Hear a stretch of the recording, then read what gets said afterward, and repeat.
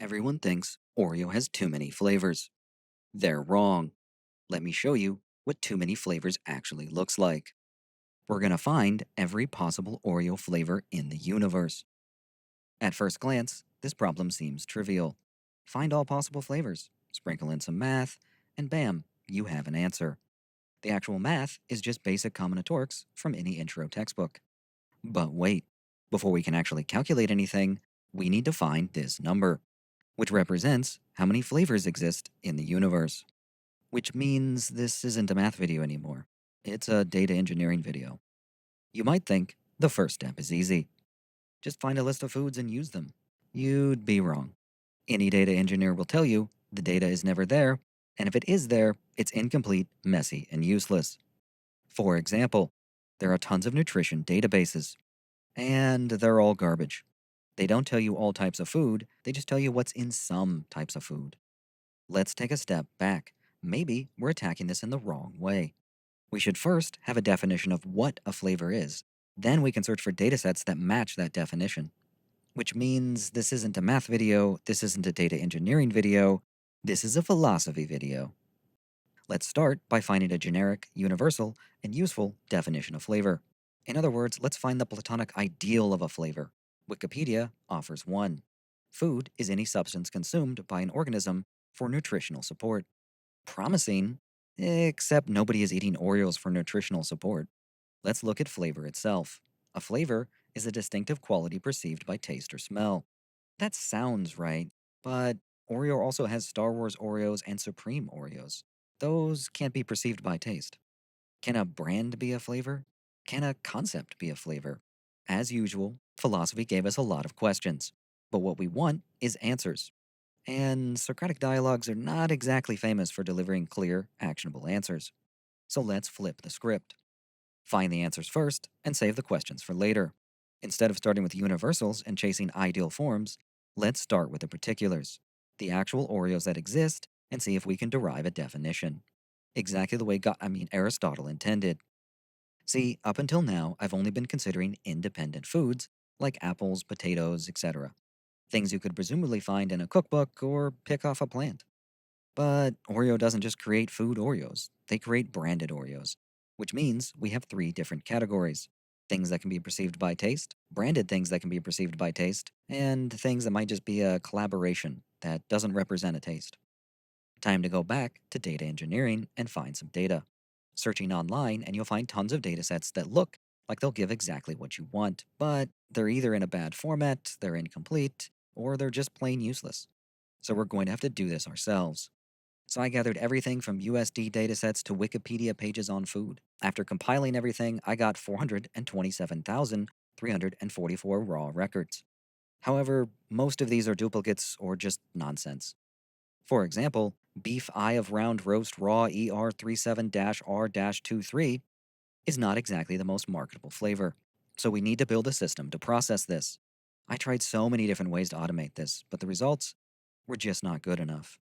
Every classification algorithm I tried kept filtering out the wrong values and leaving in the wrong values. So we're going to have to get out the elbow grease, wrist braced, and Tron soundtrack and process these one by one. After a few days of filtering, I could hear Gordon Ramsay yelling that I'm leaving out essential ingredients. Take potatoes, for example. Is potato one flavor? Or do baked potatoes, mashed potatoes, fries, and potato salad each count separately? If Oreo released a baked potato Oreo and a mashed potato Oreo, you'd expect them to taste different, so variations matter. Plus, some entries are whole dishes: pizza, cheeseburger, lasagna. If pizza Pringles exist, then pizza Oreos are on the table. So we really have three different levels of food: base ingredients, variations, and full dishes. So after improving the filtering and classifying methods, I'm left with 33,856, which is less than 10% of the original 427,000, a great reduction. This is a good amount, but I can't help feeling that I'm leaving out even more. Somewhere out there is the Platonic ideal of an Oreo flavor, and I don't want to miss it. So I did the only rational thing.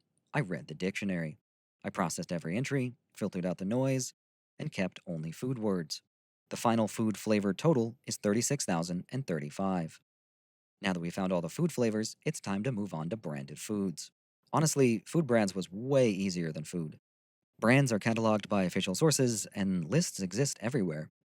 The real nightmare would be trying to capture every possible variation of a brand. We'd be here forever debating if pumpkin spice latte Oreo powered by Starbucks is different from Starbucks pumpkin spice latte Oreo. So we're going to go with top brands only. But the real problem is non brand foods. What even counts? Is Microsoft Excel a flavor? Is IKEA a flavor? Don't worry, I'm not going to do philosophy again. The problem is that we don't want to get too obscure. We want people to actually get the flavor. Even though it would be fun to have a flavor called the Stormtrooper who bonked his head in Star Wars A New Hope Oreo, it's just too specific, and most people won't get it. Whereas a Lady Gaga or Pokemon Oreo, those make more sense. With these constraints, I still found a ton of records. I found 36,000 foods, 251,000 food brands, and 119 non food brands. Adding these all together, and we get 406,718 unique flavors. We're finally ready to count. Not so fast. We still need to consider the limits. The problem is that you can't just stack flavors endlessly. For example, if you mix too many paint colors together, you're just going to end up with brown. In the same way, if you have a potato, apple, pizza, radish, popcorn, Cheeto, Reese's Pieces, Danny DeVito, Oreo, it's just going to collapse into brown mush. So we'll cap it at 4 flavors.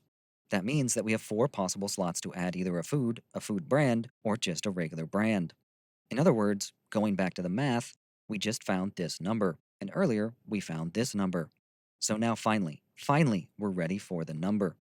The Oreo flavor universe contains exactly 1 sextillion, 140 quintillion, 134 quadrillion, 72 trillion, 368 billion, 46 million, and 100,000, which is a little higher than I expected. We've now mapped the entire Oreo universe, 1.1 sextillion flavors. Could have kept all of these flavors to myself, but where's the fun in that? So I built a generator that allows you to discover them one at a time. Maybe you'll discover the next great Oreo, or the next crime against humanity. Link in the description. Somewhere out there is the Platonic Ideal of an Oreo. Hit subscribe in case we find it.